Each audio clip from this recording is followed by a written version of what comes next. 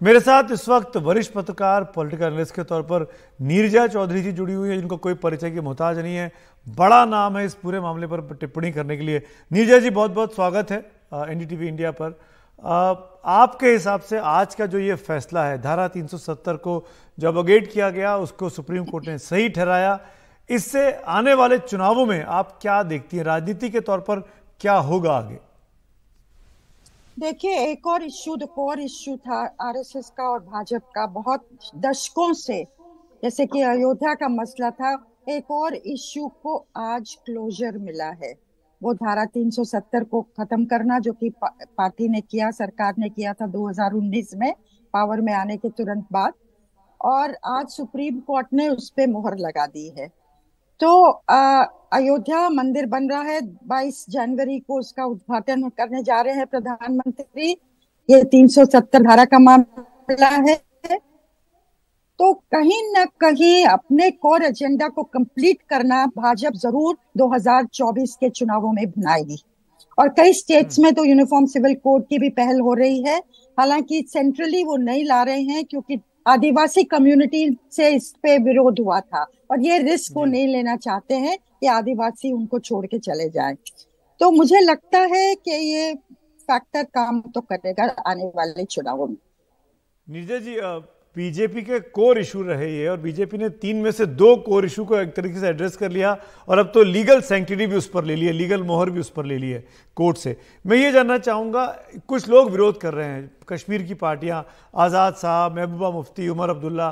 क्या आपको लगता है कि चुनाव के परिदृश्य अगर बात की जाए और जो अल्पसंख्यकों की बात की जाए, तो क्या ये चीज़ विरोधी पार्टियां भुनाना चाहेंगी? 370 को लेकर बीजेपी को कॉर्नर करेंगी या चुप रहेगा इंडिया ब्लॉक? मुझे लगता है कि कुछ तरीके से भुनाना चाहेंगी, लेकिन उनके लिए बहुत मुश्किल होगी। क्योंकि अगर आपको मालूम है, कांग्रेस ने इसकी निंदा की थी जब ये किया गया था, लेकिन किस तरीके से किया गया था उसको क्रिटिसाइज किया था कि वो धारा 370 को रिस्टोर करेंगे अगर पावर में वापस आएंगे। ये कांग्रेस ने नहीं कहा है। जिस तरीके से किया गया, कंसल्टेशंस नहीं हुई, कश्मीरियों को कॉन्फिडेंस में नहीं लिया गया, उस चीज को क्रिटिसाइज किया था। तो फ्रंटली अपोज करेंगे मुझे नहीं लगता है, तरीके से करेंगे ताकि तो माइनॉरिटीज क्या को इस अपना सिग्नल जाए। तो क्या इस इशू पर नीरजा जी, इंडिया अलायंस में डिफरेंसेस भी हो सकते हैं? क्योंकि फारूक भी उसका हिस्सा है, महबूबा भी उसका हिस्सा है।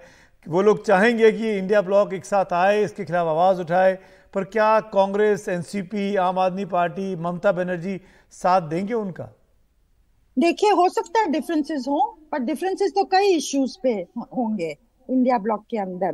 पर उनके लिए ऑप्शन कोई नहीं है इस समय, उनको इकट्ठा होना पड़ेगा। एक ही ऑप्शन दिख रही है, मरता क्या ना करता।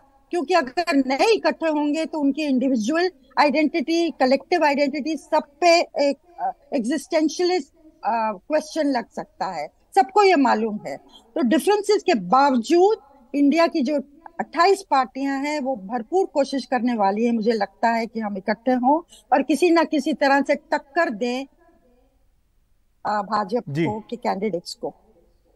चलिए नीरजा जी, थैंक यू इस शॉर्ट एंड स्वीट एनालिसिस के लिए कि राजनीति पे क्या असर पड़ेगा इसका।